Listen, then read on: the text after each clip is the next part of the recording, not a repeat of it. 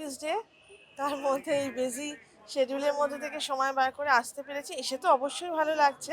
Red wine এন্টারটেইনমেন্টের সমস্ত প্রোগ্রামসেই থেকে এসেছি বেশ কিছুদিন যাবৎ।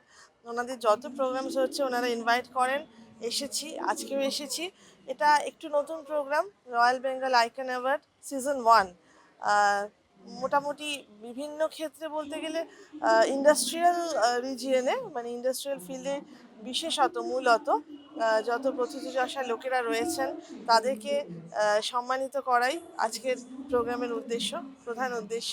তার মধ্যে আরও কিছু লোক রয়েছেন যারা বরেণ্য জনেরা রয়েছেন। আজ এখানে অনেকেই আমাদের পরিচিত।